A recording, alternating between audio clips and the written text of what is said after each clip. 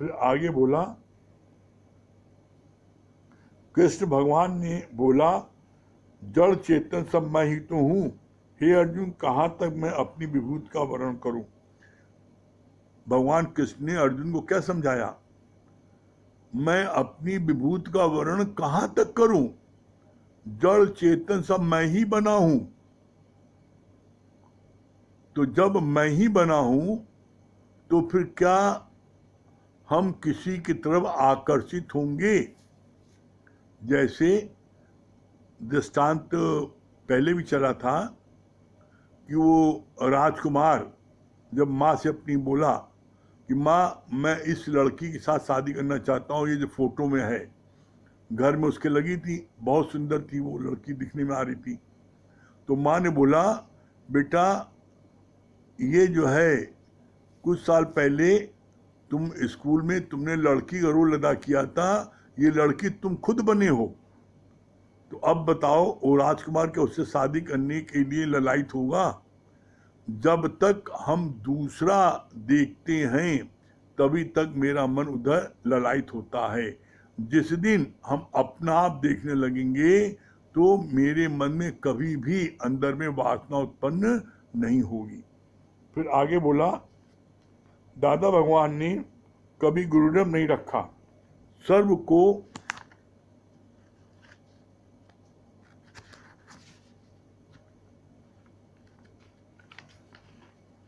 अपना आप जाना। तो जो भी उनके सामने आता था प्रेम से अपना हृदय खोलकर रख देता था। यह है ज्ञान की स्थिति। बोला क्या है, जब आप अपना आप देखोगे तो फिर आप सर्व से प्रेम करोगे, किसी से नफरत नहीं करोगे, किसी से कम ज्यादा नहीं पड़ो। क्यों? बोला, जब कोई अपनी आत्मा में जागृत हो जाता है तो वो सब में अपना ही रूप देखता है। जो अपना रूप देखता है तो क्या परिणाम होता है, उसकी समदृष्टि हो जाती है और समभाव हो जाता है। वो सबको एक समान दिखता है, किसी में कोई ऊंच नीच उसके में भाव नहीं आता है। फिर आगे बोला, ये ज्ञान भी स्थित है श्रद्धा और विश्वास की नींव पर। ये सबसे इंपॉर्टेंट बात है। ज्ञान किसको लगता है? बोला, श्रद्धा और विश्वास की नींव पर यह ज्ञान टिका है। और इसमें भी एक बात और इसमें जरूरी क्या है, श्रद्धा और विश्वास। आपके मन में अगर श्रद्धा है तो कल अश्रद्धा भी हो सकती है। यहां पर अंधी श्रद्धा बोला गुरु ने। आपके अंदर यदि अंधी श्रद्धा है और विश्वास नहीं, अटूट विश्वास है, विश्वास भी अविश्वास में बदल सकता है, लेकिन जब अटूट विश्वास है तो फिर आप को मंजिल तक पहुंचने से कोई नहीं रोक सकता। क्यों? श्रद्धा अंधी होती ही है। एक बार अंधी श्रद्धा हो गई, गुरु मेरा भगवान है, तो अब कोई कितना भी श्रद्धा को तोड़ना चाहे वो नहीं तोड़ सकता है। और यदि सिर्फ श्रद्धा है तो श्रद्धा टूट भी सकती है। इसी तरह विश्वास है, विश्वास टूट सकता है, लेकिन अटूट विश्वास वाले का कभी भी नहीं टूट सकता। इसीलिए बोला, ये ज्ञान भी स्थित है किस पर? श्रद्धा और विश्वास की नींव पर। इसी पर ये ज्ञान टिका हुआ है। फिर आगे बोला, गुरु ने एक शिष्य को कहा, यहां से हट जा, क्योंकि वो दूसरे से बात कर रहे थे। वो हट गया, विकारों से, देह से, जगत से, सबसे हट गया। यह है उत्तम जिज्ञासु के लक्षण। दूसरा है मध्यम जिज्ञासु।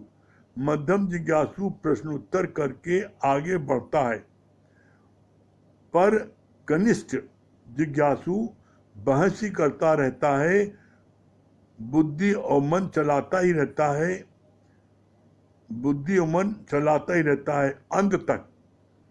यहां पर बताया, तीन बात बोली। जिज्ञासु तीन प्रकार के होते हैं। अपने को आप चेक करो कि आप किस श्रेणी में आते हो। पहला जिज्ञासु कौन सा है? उत्तम जिज्ञासु। उत्तम जिज्ञासु क्या है? गुरु ने कहा हट जा, गुरु बात कर रहे थे तो बोला हट जा, तो वो सारे विकारों से हट गया, देश उपराम हो गया, जगत की सारी बातों से हट गया। तो जो उत्तम जिज्ञासु होते हैं वो इशारे पर ही गुरु के सत्कार कर बैठते हैं और मंजिल को प्राप्त करते हैं। दूसरा मध्यम जिज्ञासु कौन से हैं? जो प्रश्न उत्तर करते हैं, कोई बात समझ में नहीं आती है, गलत लगती है, तो गुरु से प्रश्न करते हैं, गुरुजी आपने कहा कि सागर का पानी मीठा, तो मैंने तो सागर पानी चखा, वो एकदम खारा है, आप मीठा कैसे कहते हैं? तो बोला गुरु कहो हाँ जी हाँ, नम्रता भाव से आप पूछ सकते हो। तो मध्यम जिज्ञासु क्या है? वो पूछता है, गुरुजी आपने कहा सागर का पानी मीठा, तो ये मीठा कैसे है? तो गुरु बताएगा, समझाएगा कि बादल जो है, सूर्य जो है, वो जो है समुद्र से पानी सोखते हैं, बादल बनता है, और फिर वो पानी जब बादल ले जाकर बरसाता है तो वो पानी जो है समुद्र का मीठा होकर बरसता है, बरसात पानी मीठा होता है, और वो पानी मिलता कहाँ से? समुद्र से। तो बोला गुरु कहे सागर का पानी मीठा, तो कहो हाँ जी हाँ। तो मध्यम श्रेणी के जिज्ञासु कैसे हैं? वो जो है वो गुरु से अपनी बात को पूछ करके, प्रश्न को पूछ करके हल कर लेते हैं और आगे बढ़ते हैं। लेकिन तीसरे नंबर के जो बोला, तीसरे नंबर के जिज्ञासु कैसा है? जिज्ञासु, वो जिज्ञासु जो है कनिष्ठ जिज्ञासु। कनिष्ठ जो है, ये जो है जिज्ञासु जो है कैसा होता है? ये बहस ही करता रहता है सारी जिंदगी, और बुद्धि और मन हमेशा चलाता रहता है। गुरु को ये नहीं करना चाहिए, गुरु को इससे भजन नहीं गवाना चाहिए था, हम उससे अच्छा भजन गाते हैं, हमसे गवाना चाहिए था, हमको पूछना चाहिए था, हम ज़्यादा पुराने हैं, हमको अपनी गाड़ी बैठाना चाहिए था, उसको नए वाले को क्यों बैठा लिया? गुरु भी यहाँ पक्षपात करता है, गुरु भी जो है यहाँ पैसा रुपए देखता है, गुरु भी यहाँ पर लड़की लड़का देखता है, मतलब उसकी दूसरी दृष्टि है। कनिष्ठ जिज्ञासु जो है वो कभी भी गुरु को भगवान करके नहीं देखता, और ये ज्ञान टिका ही है श्रद्धा और विश्वास पर। जब तक आपके मन में अंधी श्रद्धा और अटूट विश्वास नहीं होगा गुरु मेरा भगवान है, तो भगवान भी उतर आए तो आपको ज्ञान नहीं दे सकता। तो जो कनिष्ठ जिज्ञासु होते हैं वो हमेशा बहस करते रहते हैं, और उनकी बुद्धि और मन हमेशा चलता रहता हर बात पर। तो यहाँ पर गुरुजी ने बड़ा अच्छा समझाया, कहा कनिष्ठ जिज्ञासुओं को बताया, समझाया कि तुम कौन हो? तुम गुरु से शिक्षा लेने आए हो कि तुम गुरु को बताने आए हो? पहले ये तय कर लो। अगर गुरु से शिक्षा लेने आए हो तो शिक्षा लो। तुम गुरु के किसी भी कार्य में क्यों टोक टाक करते हो? तुम गुरु के किसी कार्य में क्यों सोचते हो खराब किया अच्छा किया? अरे गुरु जो भी करता है उसके पीछे कोई न कोई रहस्य होता है। कोई आईसीयू का पेशेंट है तो गुरु पहले सारे मरीज को छोड़कर उसको देखता है। गुरु को किसी से कुछ नहीं चाहिए। गुरु जो है जो भी सर्व के हित के लिए उचित होता है वो बिना किसी संकोच के उस कार्य को करता है।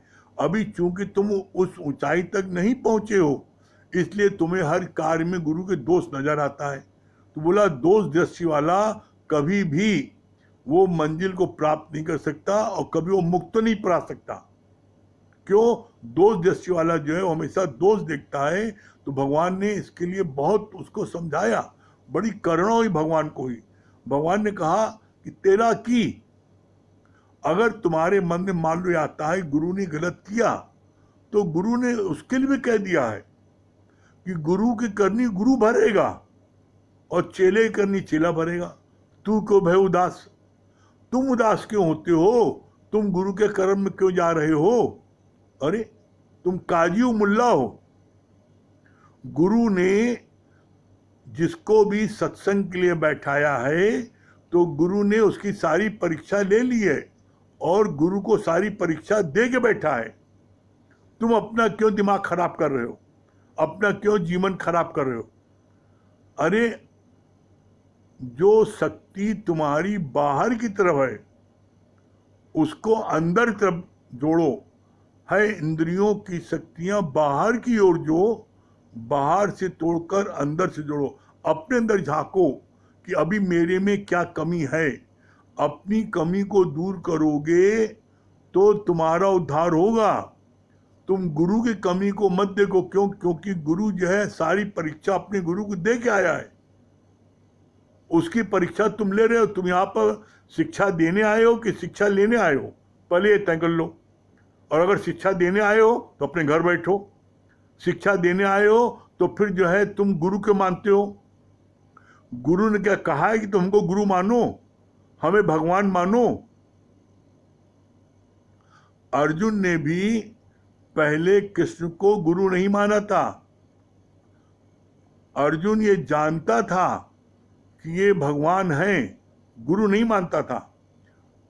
इस कारण से अर्जुन ने जब उसको पहले मौका मिला कि कृष्ण को ले, कि उनके छोड़ी सेना ले, जब उसको पहले प्रस्ताव मिला तो ये जानता था कृष्ण भगवान है, इसलिए उसने कृष्ण को चुना। कृष्ण को अपना सखा मानता था, दोस्त मानता था, भगवान गुरु नहीं मानता था। जब महाभारत के युद्ध में 18 दिन तक उसने कृष्ण से सखा भाव में ज्ञान सुना, और ज्ञान सुनने के बाद में जब उसको ज्ञान हो गया और वो अपनी आत्मा में जागृत हो गया, तब उसने भगवान कृष्ण से बोला है, क्या बोला है? तब उसने कहा है कि आपके आध्यात्मिक ज्ञान से अब मैं अपने स्वरूप में स्थित हूं। अब मुझे अपनी स्मृति आई है कि मैं कौन हूं। तब उसने जो है उनको गुरु माना है कि, और ये बोला है कि अब आप मेरे गुरु हैं, मैं आपका शिष्य हूं। अब मैं आपकी शरण आया हूं। अब आप मुझको बताइए कि मैं क्या करूं, मैं युद्ध करूं न करूं। तब भगवान ने उसको समझाया है, मैंने तुमको ज्ञान दे दिया, मैं युद्ध करूं, तुमसे कहूं युद्ध करूं और तुम युद्ध में मारे जाओ, तुम्हारे को नुकसान हो, तो तुमको हमको इन्होंने कहा था, मैंने युद्ध किया। भगवान ने कहा मैं ये नहीं कहता तुम युद्ध करो, युद्ध न करो। मैंने तुमको दोनों परिस्थिति से अवगत करा दिया कि तुम्हारे सामने इस समय युद्ध तुम्हारे ऊपर थोपा गया है। तुम अगर इसमें युद्ध नहीं करोगे तो तुम्हारे को लोग, तुम्हारी जो आज इज्जत करते हैं, वही लोग तुम्हारे को कहेंगे कि अर्जुन जो है युद्ध भूमि से भाग गया, अर्जुन डरपोक था, अर्जुन भगोड़ा था, अर्जुन नपुंसक था। तो तुम्हारा क्षत्रिय खून खौलेगा और तब तुम उस समय युद्ध करने के लिए दौड़ोगे। तो बोला उस समय धर्म युद्ध नहीं होगा, उस समय तुम्हारे अहंकार के युद्ध होगा। अभी धर्म युद्ध है, अभी तुम युद्ध करना नहीं चाह रहे, युद्ध तुम्हारे पर थोपा गया है। और इस समय तुम अगर युद्ध करते हो तो तुम जो तुम्हारे मन में गलत फहमी है कि मैं उनको मारूंगा, अभी तुमने बोला मुझे अपनी स्मृति आई है। जब तुम अपनी आत्मा में जागृत हो गए हो तो आत्मा न किसी को मारती है न मरती है, न तुम मारने वाले हो न मरने वाले हो। और अगर युद्ध करते हो, युद्ध में ये कैसे पता कि कौन जीतेगा? तुम जीतोगे वो जीतेंगे। तो ऐसे में युद्ध करना तुम्हारा धर्म है, तुम युद्ध करो। और युद्ध करने पर अगर तुम्हारे को वीरगति प्राप्त हुई, तुम्हारे को वीरगति प्राप्त हुई तो क्या होगा? तुम जो है तुमको मुक्ति मिलेगी, वीरगति प्राप्त होगी तो तुम जो है तुम्हारे को मुक्ति मिलेगी। क्योंकि जो धर्म युद्ध में जो लोग मारे जाते हैं उनको सीधे मुक्ति मिलती है, भगवान से मिलते हैं वो। और तुम वीरगति को प्राप्त होगे, वीरगति को प्राप्त होगे, तुम्हारा बहादुर भी नाम आएगा और तुम परमात्मा से मिलकर एक होगे। और यदि जीतोगे तो क्या होगा, पृथ्वी का राज भोग करोगे। दोनों स्थिति में तुमको फायदा है। तो मैंने तुमको समझा दिया, अब तुम युद्ध करो या न करो ये तुम्हारी मर्जी है। मैं क्यों कहूं युद्ध करो। जब कृष्ण को सारी बातें कृष्ण ने अर्जुन को समझाई, कभी अर्जुन को भगवान कृष्ण ने कभी नहीं कहा कि हमको भगवान मानो, हमको गुरु मानो। गुरु ने आज तक क्या आपसे कहा है हमको गुरु मानो? जब आप रोज रोज ज्ञान सुनते हो और आपके अंदर में कोई मन में बात आती है और गुरु उस चीज को बताता है, कोई मन में आपके प्रश्न आता है उसका उत्तर दे देता है, तो आपके मन में तब ये धीरे धीरे विश्वास होने लगता है कि गुरु मेरा भगवान है, गुरु मेरा अंतर्यामी है। तो जब आपका दिल बोले, जब आपका दिल 1000 बार परीक्षा ले ले, जल्दीबाजी नहीं करो। गुरु को गुरु मानने के लिए, भगवान मानने के लिए आप 1000 बार, 10,000 बार गुरु की परीक्षा लो। इसमें जल्दबाजी नहीं करो। तुम गुरु को सखा मानो, गुरु को जो मानना मानो, लेकिन जब एक बार आप सब परीक्षा लेने के बाद, जब तक सारी परीक्षा न ले लो और जब तक आपका दिल न माने, तब तक आप गुरु को गुरु, सदगुरु, भगवान मत मानो।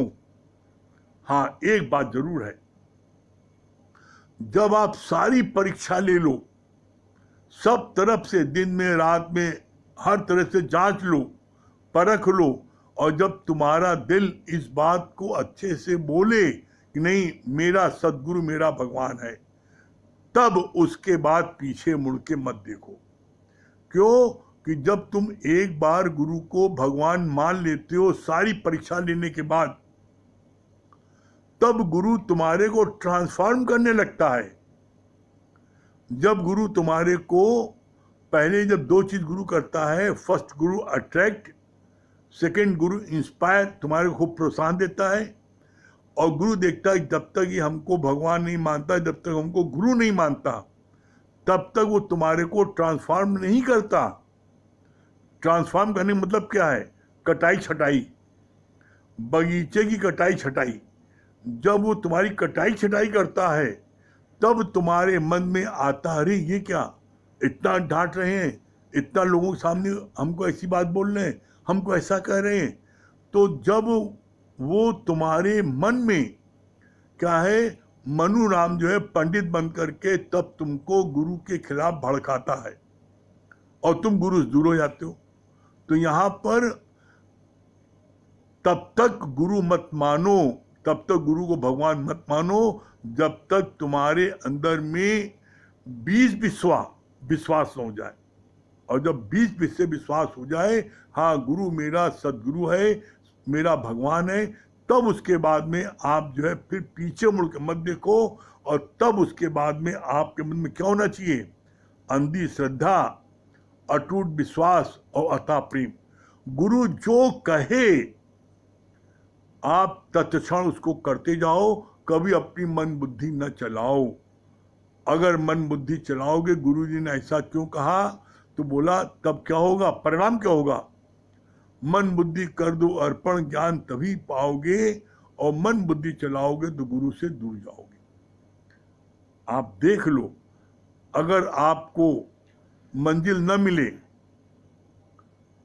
आप जो है गुरु आपको अपने समान न बनाए, तब कहना गारंटी है, ये बात मैं अपने जीवन के अनुभव से कह रहा हूं, यदि आपका पूर्ण समर्पण होगा गुरु के प्रति, तो गुरु आपको मंजिल तक निश्चित पहुंचाएगा।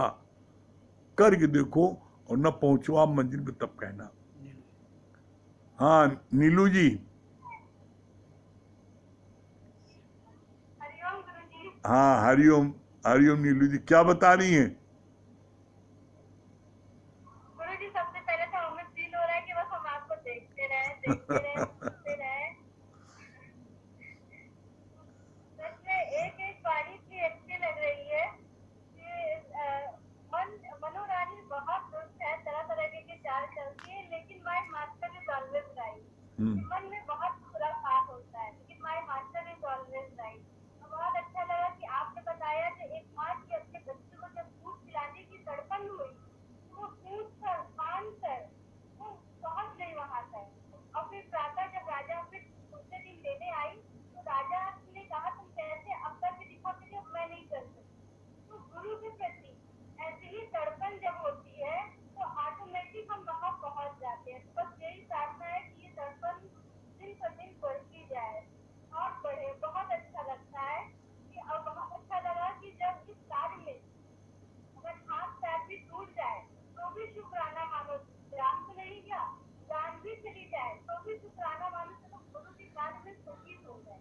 जब ये अंदर भावना होगी तब गुरु का कार्य हम कर सकते हैं, अन्यथा नहीं कर सकते। लेकिन वाणी बहुत अच्छी लग रही थी। चलिए भजन सुना दीजिए।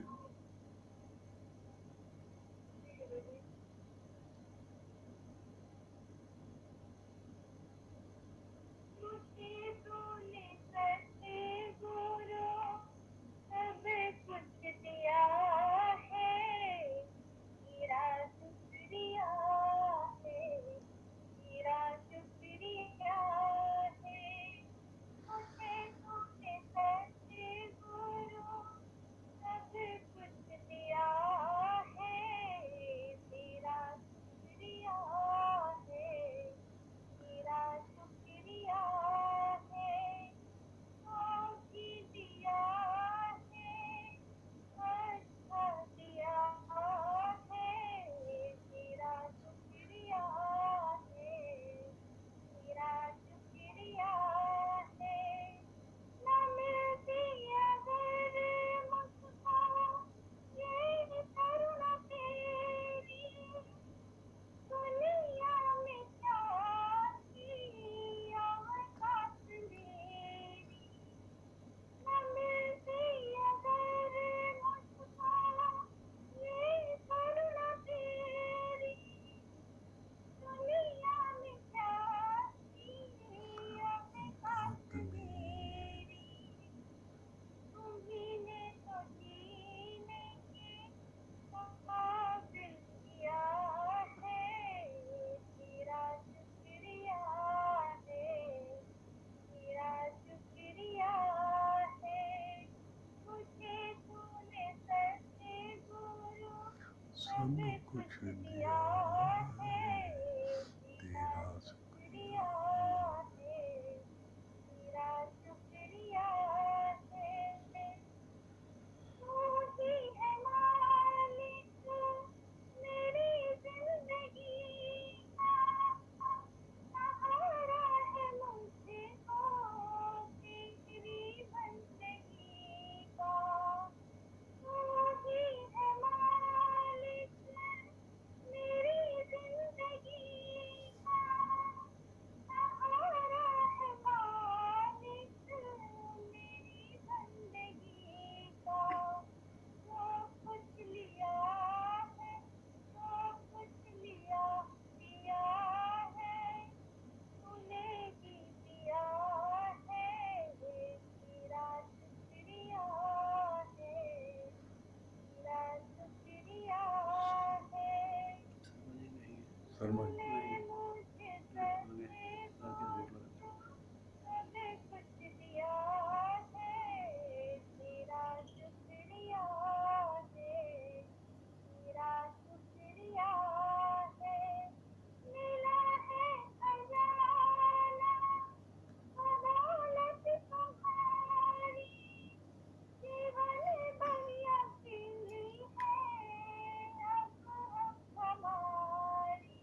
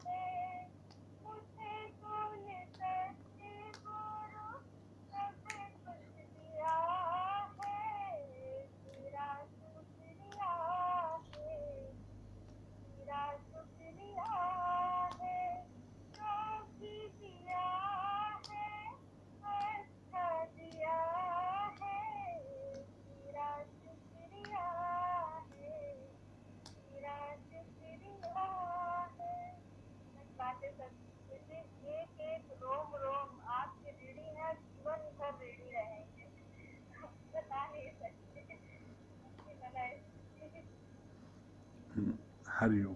हाँ राकेश भैया, हाँ प्रणाम भैया। हाँ प्रणाम भैया प्रणाम। हाँ राकेश भैया सुनाइए भजन।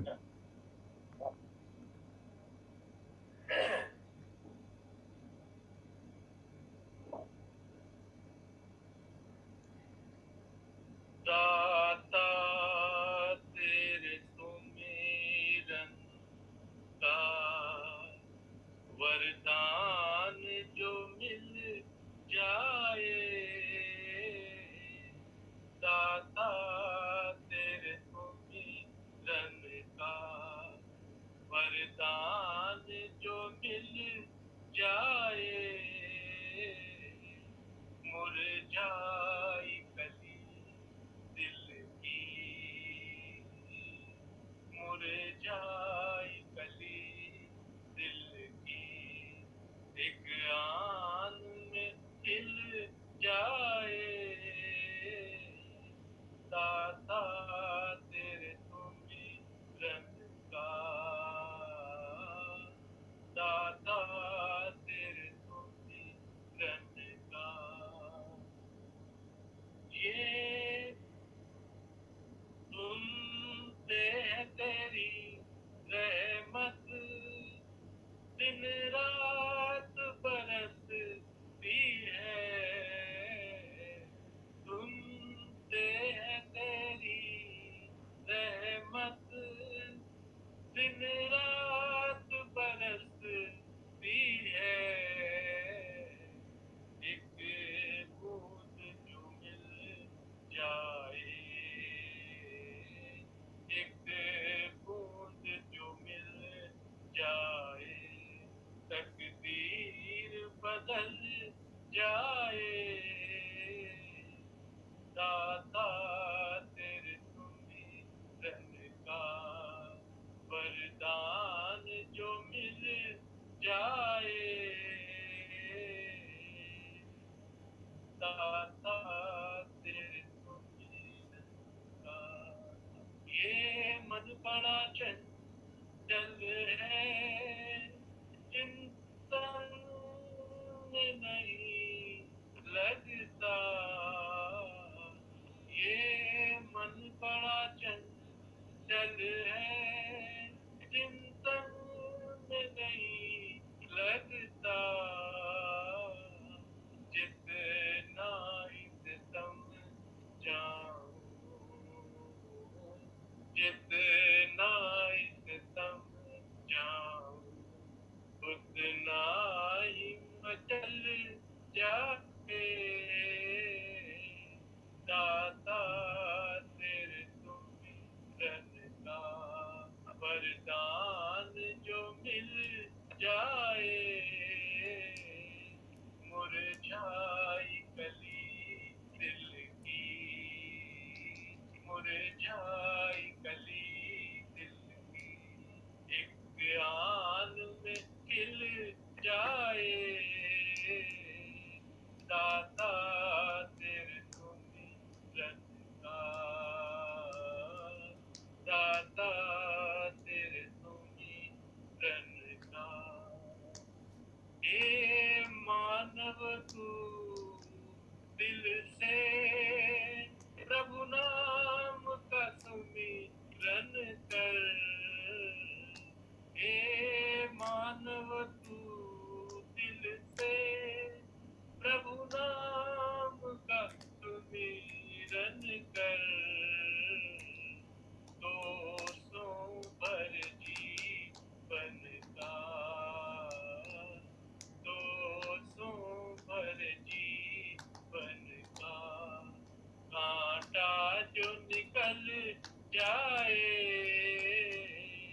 दाता तेरे सुमिरन का, मंगल भैया का मिलता है ठीक है, ये तो मिनी मांझा दोनों की मिला।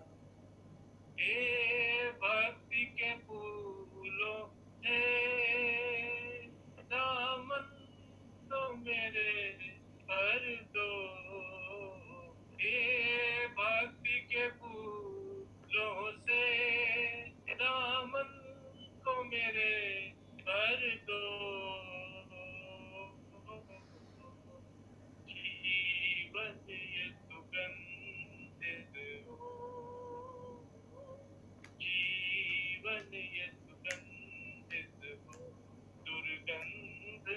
मिल जाए दाता तेरे तो रंग का वरदान जो मिल जाए मुरझाई कली दिल की मुरझाई कली दिल की एक रान में मिल आए आता तेरे तो रंग का दाता तेरे तो रंग का बहुत सुंदर राकेश भैया। हाँ मंगल सिंह भैया, मंगल भैया, हाँ मंगल भैया क्या बता, हाँ मंगल भैया क्या बता रहे हैं? हाँ आज आ रही है, आवाज आ रही है। हाँ हाँ आवाज भी आ रही है, आप बहुत अच्छे लग रहे हैं। क्या बता रहे हैं, क्या अच्छा लगा? हमें तो बस वो लाइन आपकी चरणों पर यही रहता है कि मेरे एहसान का बदला चुकाया जा नहीं सकता। अगर मुझको ना तू मिलता तो मेरा मुश्किल गुजारा था। दिन भर यही बिल्कुल कहते रहते, सही बात है। और लक्ष्मी जी कहाँ है? डूबे रहते हैं। हाँ इसी तरह प्यार में डूबे रहिए बस। हाँ लक्ष्मी जी कहाँ है? हाँ वाह लक्ष्मी जी वाह, हरी ओम। हाँ क्या बता रही है लक्ष्मी जी?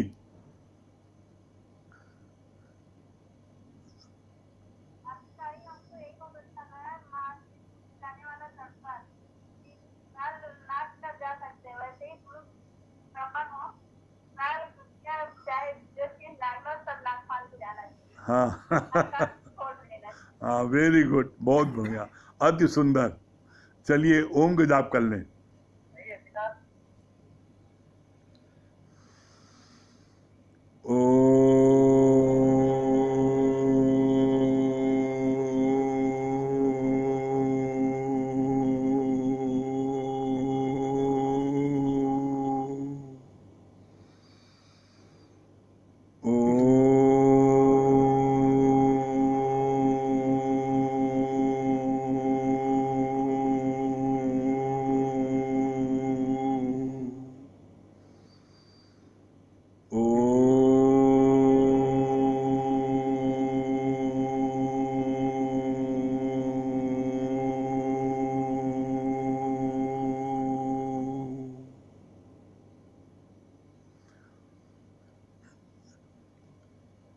सभी प्रेमियों को हरिओम।